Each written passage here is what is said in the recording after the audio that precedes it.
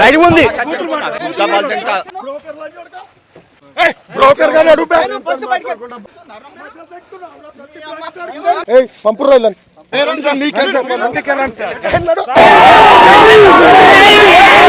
మీ friend Girish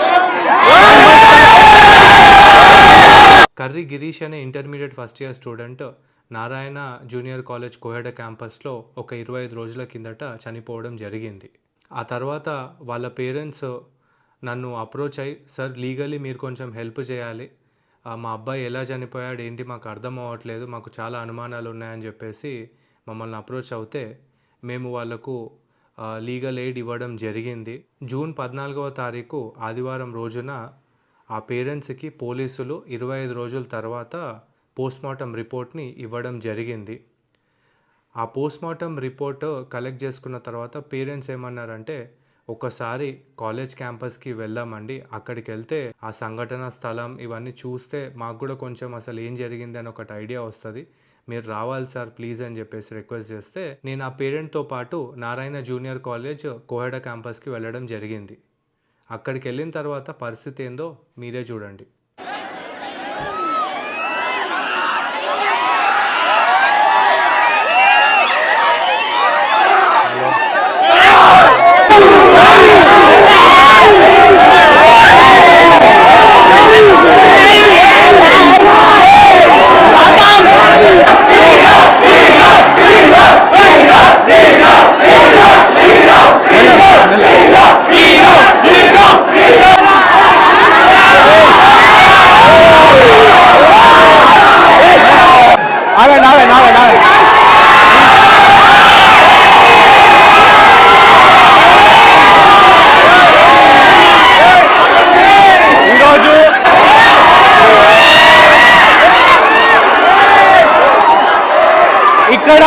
ఇక్కడ మీ problems ఏందో తెలుసుకోనికి వచ్చినాము.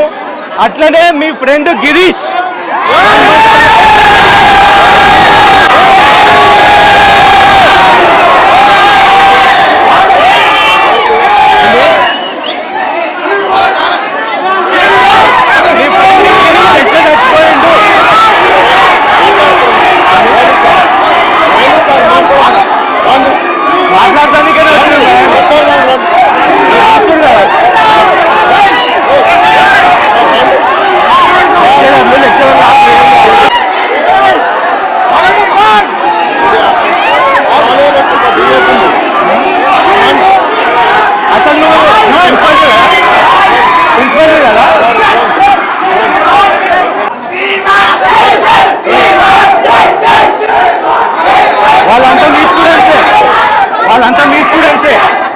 వాళ్ళంతా మీ స్టూడెంట్సే, అర్థమవుతుందా?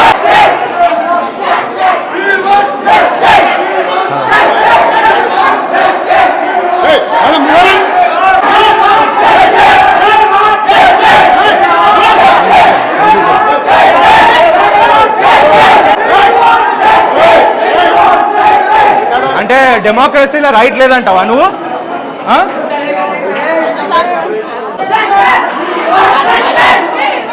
హాయ్ హాయ్ హలో, ప్రాబ్లం ఏంది? నేను వచ్చి మాట్లాడుతుంటే స్టూడెంట్స్, నువ్వు ఆ రోజు ఉస్మానియా హాస్పిటల్ బయట దొంగలాగా వచ్చి గాయబ్ అయిపోయినావు. నీ మీద నాకు డౌట్ ఉంది, నువ్వే పిల్లల్ని చంపినవేమోనని. ఏమి రా సీసీటీవీ కెమెరాలే? అవో ఏయ్ మర్యాద ఉండదు, పిల్లల మీకు నోరు లేపక్, పిల్లల మీకు నోరు లేపక్, పిచ్చి పిచ్చి అవుతుంది. ఆ రోజు అక్కడ రోజు మాట్లాడు, ఆ రోజు గాయబైన వీడియో ఏం చేస్తున్నావు?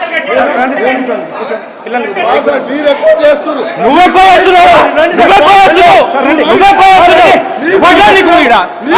ఆ రోజు ఏడిపోయినావు చెప్పు, అర్థం ఏడిపోయినావు.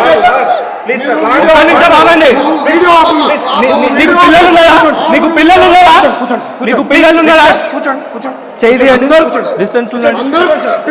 మరి పిల్లల్ని ఎట్లా చంపినావు? ఆ కోట్ల లోపలే. మరి ఎంపీ కనికి వచ్చినావా రోజు? ఉస్మానియా హాస్పిటల్ బయట మరి డాక్టర్లను మేనేజ్ చేయడానికి వచ్చినావా? నేను మంచిగానే మాట్లాడుతున్నా, పిల్లల్ని భయపడుతున్నావురా? నిన్నే ఏంది ఏమనుకుంటావు? ఆ రోజు నంగిలాగా పారిపోయినావు ఇప్పుడు రుబాబ్ చేస్తుంది. ఏ ట్రాన్స్పోర్ట్ మర్చిపోయి చచ్చిపోయింది చూపి. నిజం లోపలికి పోలీస్ రిపోర్ట్ అన్ని తీసుకున్నా. నువ్వే అక్యూజ్డ్వి. నిన్ను లోపలే ఆయన ఫస్ట్. పిల్లగాడు చచ్చిపోతే ఒక కండోలెన్స్ మీటింగ్ అనే పెట్టినవరా నీ ముఖానికి? పిల్లగాడు చచ్చిపోతే ఒక కండోలెన్స్ మీటింగ్ పెట్టినవా? ఆపరు. ఇగో మీ ఫ్రెండ్ చచ్చిపోయినందుకు కండోలెన్స్ మీటింగ్ మేము మాట్లాడుతున్నాం మేడం. ఈ రౌడీజం ఎన్ని రోజులు నడుస్తుంది? సరే ఒక విషయం చెప్పు. పిల్లవాడు చచ్చిపోయిన తర్వాత కండోలెన్స్ మీటింగ్ పెట్టిరా? పిల్లవాడు చచ్చిపోయిన కండోలెన్స్ మీటింగ్ అరే నీ పద్ధతి నీతో నేను వేరే కూడా ఉంటా వెళ్ళి మాట్లాడతా. పిల్లల మీదకి చూపండి, రౌడీజం చూపండి. ఏం చూపిస్తావు? లోపలికి వస్తాయి ఏం చూపిస్తావు? ఆ రోజు భయపడి ఉచ్చవచ్చుకొని మారిపోయినావు. నేను ఒక్కనే వచ్చిన పిల్లల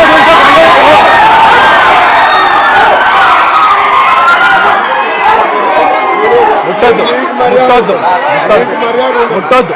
నువ్వు అక్యూజ్ లాగా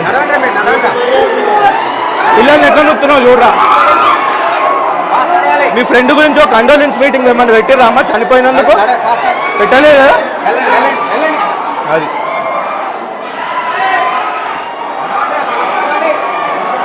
హలో మీకోసమే అన్నాం.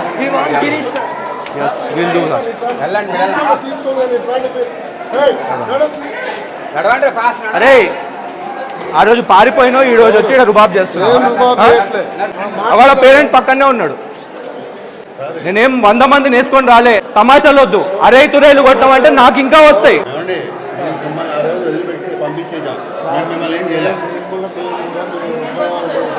ఆ రోజు నేను ఒకటే చెప్పిన, ఈరోజు ఒకటే జరిగింది కాదనట్లేదు. దానికి బాధ్యుల మీద ఎఫ్ఐఆర్ అయింది. సరే మేనేజ్మెంట్తో వచ్చి మాట్లాడుకోండి. నేను ఏం మాట్లాడతారు మేనేజ్మెంట్? మాకు అబ్బాయి ఎక్కడ చనిపోయిండో సీన్ ఒకటి చూపించండి. అసలు అబ్బాయి ఎట్లా చచ్చిపోయిండో కూడా మాకు తెలియదు.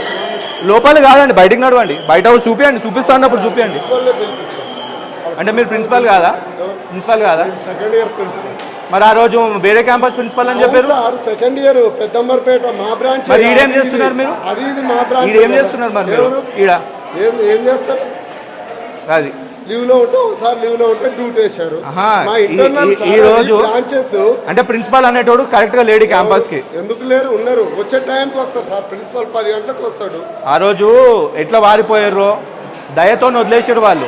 మేము అనలేదు సార్. ఆ రోజు కూడా సార్ అదే చెప్తాను, ఈ రోజు కూడా అదే చెప్తాను. పిల్లల మీదకి ఇదేం రూపం నాకు అర్థమవుతలేదు. మీరు ఈ దాదాగిరి యాటిట్యూడ్ కనుక చేంజ్ కాలేదంటే ఇక వేరే రూపం చూస్తారు. అది మరేంది పిల్లల మీద పోవాక్ చేసింది? ఎవరు చేసిండు డిస్టర్బ్? నేను లోపలికి వచ్చిన, వాళ్ళు నన్ను చుట్టుముట్టిర్రు అభిమానంతో. ఆఫీస్కే వచ్చిన, ఎవరు చూస్తావు కదా, వాళ్ళకి ఏం తెలుసో తెలియదు. మీ కాడ కింద ప్యాక్ అవుతుంది, నాకు అర్థమైంది. చేసింది ఒక తప్పు, ఒప్పుకుంటే శిక్ష తక్కువ పడుతుంది.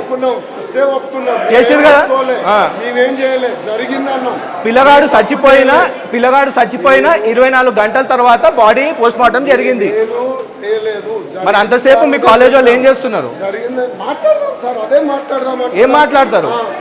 పోలీసుల్ని మేనేజ్ చేసుడు, కాలేజ్ బయట మొత్తం పెద్ద పెద్ద బండ్లు తెచ్చిపెట్టుడు. అటు 4 కిలోమీటర్లు ఏం లేదు, ఇటు 4 కిలోమీటర్లు ఏం లేదు. పిల్లగాడు బయటికి దుంకిపోయి ఏమన్నా కొనుక్కొని తింటాడు అన్న నీకే కూడా. ఇన్నే ఉన్నాడు ఆయన ఇన్నే ఉన్నాడు, పేరెంట్ ఇన్నే ఉన్నాడు, ఆయననే అడుగుతున్నాడు.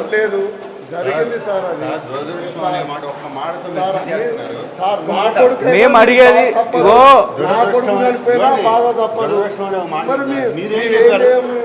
మీ చేతి ఈ క్యాంపస్ మొత్తం ఏం చేస్తుంది? నాకు ఈ పాయింట్ చెప్పండి, సమాధానం నాకు కావాల్సింది. క్యాంపస్ లో చనిపోయి ఉంటే తెలీదా? కళ్ళు కనిపించలేదా? బ్రాంచ్ ప్రిన్సిపల్ని మీ దగ్గర కూర్చోబెడతా. నేను ఆ రోజు ఇదే చెప్తున్నా. మీరు ఎవరు అది కూడా పోవకు చెప్తలేరు. ప్రిన్సిపల్ని దేనికి? సెకండ్ ఇయర్ అండి. ఎక్కడుంది అది? ఇలా ఫస్ట్ ఇయర్ సెకండ్ ఇయర్ పక్కన లాస్ట్ ఇయర్ మరి ఆ రోజు అబద్ధం చెప్పి ఎందుకు వాడిపోయారు? చెప్పలే, పక్కా చెప్పారు. వీడియో చూడండి. నేను సెకండ్ ఇయర్ ప్రిన్సిపల్ అనే చెప్పిన. మీరు వీడియో ఉంది, వేరే క్యాంపస్ ప్రిన్సిపల్ అని చెప్పారు. అవును, మరి అది సెకండ్ ఇయర్ వేరే నారాయణ అని చెప్పా మీకు ఆ రోజు. మరి మీకు ఈ క్యాంపస్ లో ఏం పని ఉంటుంది సార్? మా బ్రాంచ్ కదా, మా బ్రాంచే కదా. చూడండి, మీ పిల్లలు అట్లా చనిపోతే మీకు అర్థమవుతుంది బాధ. ఆడ ఉన్నది ఒకటే ట్రాన్స్ఫార్మర్. ఆ గోడ ఎంత హైట్ ఉందండి? ఈడికేం చూస్తే మొత్తం కనిపిస్తుంది కాంపౌండ్. ఏం సెక్యూరిటీ ఉన్నట్టు మీ దగ్గర? చూసుకోవద్దండి, మీరే ఛాన్స్ ఇస్తున్నారని చెప్తున్నారు. మీ వాళ్ళు అడిగితే ఏం చెప్తున్నారు? కాలేజ్ కూడా సార్, ఒక మాట, అదర్ సైడ్ అగ్రికల్చర్ ల్యాండ్స్ ఉన్నాయి చూడండి మీరు ఇప్పుడు. అవును, ఉన్నాయి. చూడండి, ఉన్నాయి. వాల్యుయేషన్ లైన్ మేము ఆల్రెడీ క్యాంపస్ స్టార్ట్ అయినప్పుడు ఏఈ వాళ్ళకు అప్లికేషన్ పెడితే వాళ్ళు ఇవ్వలేదు మాకు పర్మిషన్. అడగండి ఎలక్ట్రికల్ డిపార్ట్మెంట్ కాడి పోండి. ఇప్పుడు అది అయిన తర్వాత ఇచ్చిర్రు పైప్ లేదు దానికి. మేము అబద్ధం ఆడుతున్నాం. చూపించండి అంటున్నా. నడవండి, నడవండి. నేను కాదు, ప్రిన్సిపల్ వస్తారు. మీరు ప్రిన్సిపల్ అంటారు, చూపిస్తారు. ఇన్సిడెంట్ ఎక్కడ, ఇన్సిడెంట్ ఎక్కడ అయింది అది చూడనికనే వచ్చినాము. మీరు కూడా రండి. మీకు బాధ్యత లేదా చెప్పండి. బాడీ ఇక్కడ ఉందంటండి. ఇక్కడ ఉంది. ఓకే, అది అబ్బాయి చెప్పే కదా. ఆ గోడ ఎక్కాడేమో, వైర్ తాకింది. ఇక్కడైతే ఎక్కడ లేదు సార్. ఇంత పెద్ద క్యాంపస్ నేను వస్తేనే పిల్లలు అంతమంది వచ్చి నన్ను చుట్టుముట్టారు. మరి మీకు ఇంత పెద్ద క్యాంపస్లో వాళ్ళ మదర్ నైట్ 11:30 వరకు ఇక్కడనే ఉంది. సార్, మేము 11:30 వరకు ఇక్కడే ఉన్నాం. పట్టించుకున్నది ఎవరు? సరిగ్గా చూసింది ఎవరు? చూస్తే ఇక్కడ కనిపించేది మీరు చూడలేదు అనుకుంటున్నారు సార్. మొత్తం వెతికిన తర్వాత కదా మాకు చెప్పాల్సింది మీరు పాయింట్. అయినా ఇప్పటికైనా సేఫ్టీ ప్రికాషన్స్ ఏమున్నాయి చెప్పండి. ఇప్పటికైనా సేఫ్టీ ప్రికాషన్స్ ఏం తీసుకున్నారు చెప్పండి. మీ పేరేమన్నారు? తీసుకున్నారా? నా పేరే సార్. సార్, ఇప్పుడు తీసుకున్నారు అనుకుంటారు మీరు. మీరు ప్రిన్సిపాలా? నేను ఇంకొక అతను ఇద్దరం ఉంటాం ఈ బ్రాంచ్ కి. అయితే ఒక విషయం చెప్పండి రమేష్ గారు. నాకు ఒక విషయం క్లియర్గా చెప్పండి. ఆ రోజు కరెక్ట్గా 10 గంటలకు వాళ్ళ మదర్కి కాల్ చేశారు, మీ అబ్బాయి కనిపిస్తలేడు అని. తర్వాత వాళ్ళు ఇక్కడికి 1 గంటన్నర 2 గంటలలో వచ్చేసారు. అంటే 12-12:30 వరకు ఇక్కడికి వచ్చారు. అప్పుడు మీరు సీసీటీవీ కెమెరాస్ చెక్ చేయకుండా ఎందుకు టైం పాస్ చేశారు? సీసీ కెమెరా చెక్ చేశాం సార్. పని చేయట్లేదు ఎందుకు చెప్పారండి? పని అంటే మనం పోలీసులు వచ్చేదాకా కెమెరా చెక్ చేయలేదు సార్. సార్ మీకు చూపిస్తాను, అది కూడా చూపిస్తాను సార్. ఇగో చూడండి, ఇది కాంపౌండ్. ఆడనే కదండి వాచ్మెన్ 24 గంటలు ఉండేది. అది మెయిన్ గేటు, ఇది ఇక్కడ. ఇది ఓపెన్గా పెట్టారు. చిన్న చిన్న పిల్లలు తిరిగే దగ్గర ఆడ కెమెరా లేవండి. అంటే ఏం చేద్దామని నడిపిస్తారు క్యాంపస్? ఆడ పెట్టారు కదా పోస్టులు, ఇట్లా వాటి కెమెరా లేవి. ఇప్పుడు సార్ ఇప్పుడు ఈ రీసెంట్గా ఒక 10-15 డేస్ నుంచి వర్క్ నడుస్తుంది కెమెరాలు. ఆల్రెడీ అక్కడ ఒకటి ఉంది. మరి ఇంత పెద్ద కాలేజ్ కాంపౌండ్ వాళ్ళ చుట్టూ కెమెరాస్ లేకుండా అట్లా స్టార్ట్ చేసారు? నాకు అర్థమైతలేదు. వాళ్ళ తల్లికి క్యాన్సర్ ట్రీట్మెంట్ జరుగుతుంది. పిల్లకు ఒక నిమిషం ఆగండి. లోపల కూర్చున్నా బయట కూర్చున్నా ఎవడు ఉన్నాడండి? ఇక్కడ మీ స్టూడెంట్స్ అందరినీ భయపెట్టి లోపల పంపించేసారు కదా. నాది లోపల కూర్చునే మైండ్ సెట్ కాదు, బయట మాట్లాడుకుందాం. ఏమున్నా కూడా ఇక్కడ చూపియండి మీరు. వాళ్ళ తల్లి క్యాన్సర్ ఉందని పాపము పిల్లను కౌన్సిలింగ్లలో బిజీగా ఉంటారని చెప్పేసి వాళ్ళు ఏం చేశారు, ఇక్కడ జాయిన్ చేశారు. జాయిన్ చేసినా కూడా రోజు మీకు ఫోన్లు చేస్తుండే, సార్ మా అబ్బాయి ఎట్లుండే ఏంది అని. సరైన సమాధానం లేదు. సరే, అదంతా అయిపోయింది. ఇక ఆ రోజు 10 o'clock మీరు ఇన్ఫర్మేషన్ ఇచ్చారు. అంటే అప్పటి వరకే అబ్బాయి చనిపోయిండు. అటెండెన్స్ అప్పుడు మార్నింగ్ అవర్స్లో క్లాస్కి వచ్చిన మీ 6:30కి నేను ఫ్లోర్ ఇన్ఛార్జికి ఫోన్ చేశాను, నా దగ్గర కాల్ ఉంది. అప్పుడు ఏం చేశారు మీరు? 6:30కి నేను ఫోన్ చేశా, రాయుడా సంథింగ్ ఏదో పేరు ఉంది. 10 o'clock మీరు అఫీషియల్ ఇన్ఫర్మేషన్ ఇచ్చారని చెప్తున్నారు. మధ్యాహ్నం కదా 10కి ఇచ్చినప్పుడు, మదర్ 2కి వచ్చినప్పుడు మీరు సీసీటీవీ కెమెరాస్ అక్కడ చెక్ చేయలేదు. అవన్నీ పక్కన పెట్టేసి 2:30 వరకు అయిన తర్వాత మీ ఇట్లా అవుతలేదని చెప్పేసి వాళ్ళ మదరు ఈయనకు ఫోన్ చేసింది, వాళ్ళ ఫాదర్కి ఫోన్ చేసి, ఇగో చూడండి అబ్బాయి దొరుకుతలేడు, పోలీస్ కంప్లైంట్ ఇద్దామంటే మరి మీరు ఎందుకు పోలీస్ కంప్లైంట్ ఇవ్వడానికి అంత సుముఖత చూపించలేదు? 12:32 ఆమె మేడం వర్జన్ కూడా పోలీసులకి సీసీ కెమెరాలు ఎప్పుడు అబ్బాయి ఉన్నాడు ఎప్పుడు చూసారు మీరు? సీసీ కెమెరా చెప్పండి. పోలీస్ కంప్లైంట్ చూసాము, మీరు లేరు, పని చేయలేదని చెప్పారు. మరి అంటే ఒక సార్ 5వ ఫ్లోర్ ఇన్ఛార్జ్ ఏం చేశాడు? 5వ ఫ్లోర్ ఇన్ఛార్జ్ ఏం చేశాడు? 4వ ఫ్లోర్ ఇన్ఛార్జ్ ఏం చేశాడు? 3వ ఫ్లోరు, 2వ ఫ్లోరు, 1వ ఫ్లోరు, ఇదంతా ఏమైంది? మీకు పిల్లలు లేరా?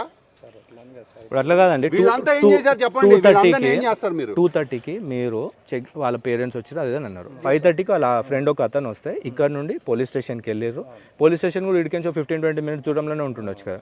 పోలీస్ స్టేషన్కి వెళ్ళి అక్కడ కంప్లైంట్ ఇచ్చిర్రు.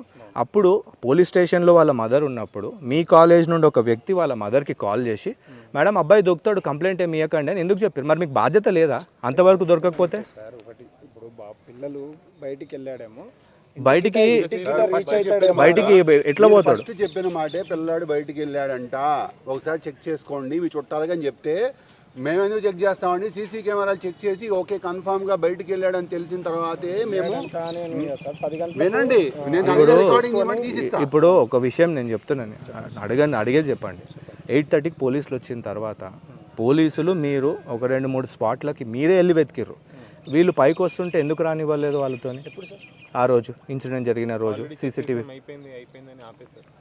అదొకటి మాకు అనుమానం రావడానికి అదో కారణం. ఇంకొకటి ఇక్కడ నుండి ఒక అతను పోలీస్ స్టేషన్లో ఉన్న వాళ్ళ మదర్కి కాల్ చేసినప్పుడు ఆ మేడం వద్దు అని చెప్పేసి అన్నారు. మేము ఆల్రెడీ పోలీస్ స్టేషన్కి ఇచ్చినాము ఆయనకు అతనికి చెప్పంగానే ఇక్కడ 5-6 మంది ఉండే పరారైపోయి ఇద్దరినే పెట్టిర్రంట.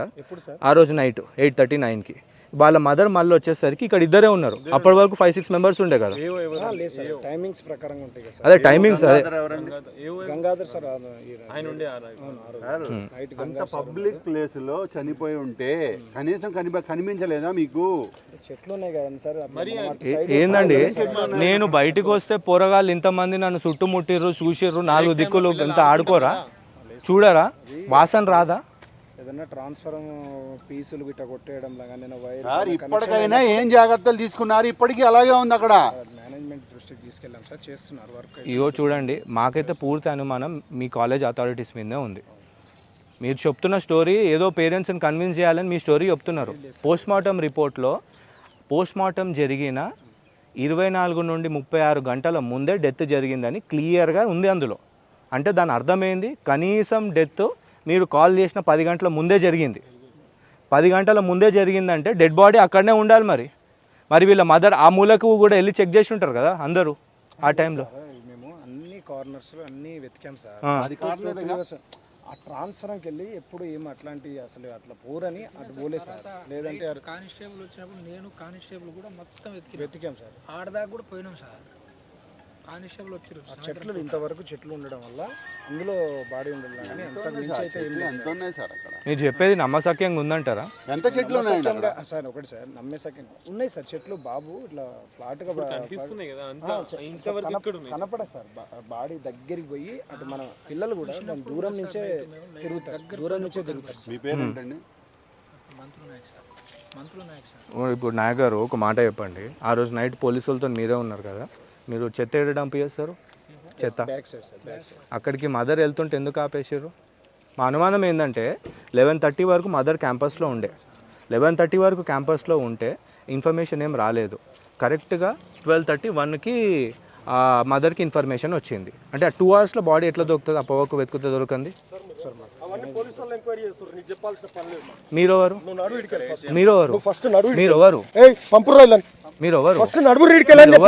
నువ్వెవరు అసలు?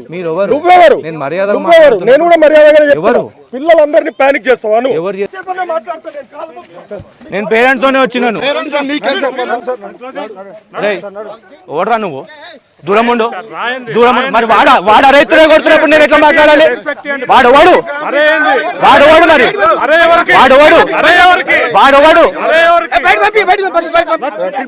అరే నీకు ఆ రోజు లేని దమ్మి ఈ రోజు ఎక్కడికి వస్తుందా?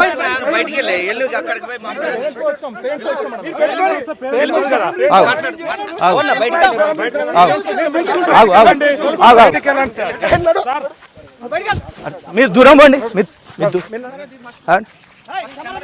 వడరా నువ్వు, ముట్టుకున్నావు అంటే మర్యాద ఉండదు. అది లైవ్ ఉంది అందే. పేరెంట్ పేరెంట్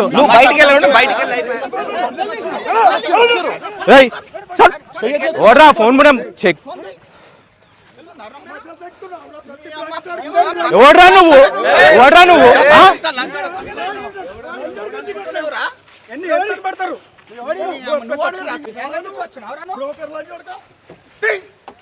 నీ పేరు కూడా అడగలేడు, నీ పేరు కూడా అడగలేడు, నీ పేరు కూడా అడగలేడు.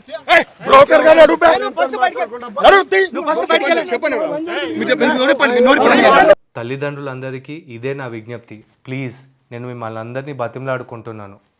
ఒకవేళ మీ పిల్లలు కనుక నారాయణ లేదా చైతన్య జూనియర్ కాలేజ్లలో కనుక చదివితే, వాళ్ళు హాస్టళ్ళల్లో కనుక ఉంటే గిట ప్లీజ్ వాళ్ళతోని ఫోన్ చేసి కొంచెం మనసు విప్పి మాట్లాడండి. వాళ్ళు అక్కడ నానా రకాల ప్రాబ్లమ్స్ ఎదుర్కొంటున్నారు. వాళ్ళ జీవితాలు చాలా క్లిష్ట పరిస్థితుల్లో ఉన్నాయి. వాళ్ళకి అక్కడ అంతా మంచిగా ఉందా లేదా, అక్కడ ఇష్టంతో ఉంటున్నారా లేదా ఏంటి, ఇవన్నీ డీటెయిల్స్ కనుక్కోండి. ఒకవేళ మీరు ఆ పని చేయకపోతే చూస్తున్నారు కదా, ఈ పేరెంట్స్కి పట్టిన గతే మీకు కూడా పడుతుంది.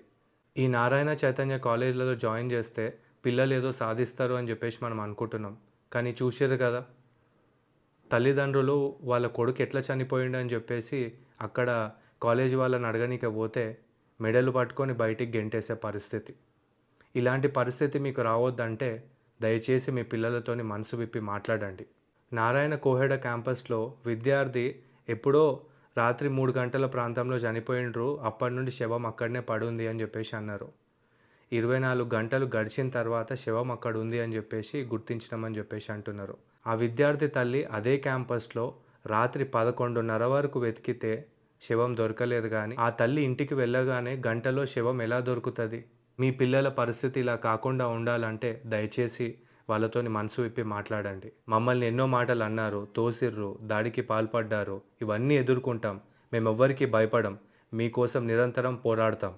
బాధ ఎక్కడ అనిపిస్తుంది అంటే, ఒక ఎన్ఐటి గ్రాడ్యుయేట్ని, సుప్రీంకోర్టులో ప్రాక్టీస్ ఉన్నోని, నాలాంటోని తోసి ఈ కొడుక ఆ కొడుక అని అడ్డమైన మాటలని దాడికి ఇట్లా పాల్పడితే అసలు వ్యవస్థ ఏడికి పోతుంది అని చాలా బాధ అనిపిస్తుంది. ఇవన్నీ ఎన్నున్నా సరే నేను మీకోసం ఫైట్ చేస్తాను. మీరు అధైర్యపడాల్సిన అవసరం అస్సలు లేదు. నేను ఎవరికి భయపడను. కానీ ప్లీజ్ దయచేసి మీరు మీ పిల్లలతో మాట్లాడండి. వాళ్ళ మంచి చెడు బాగోగులు కనుక్కుంటూ ఉండండి ప్లీజ్.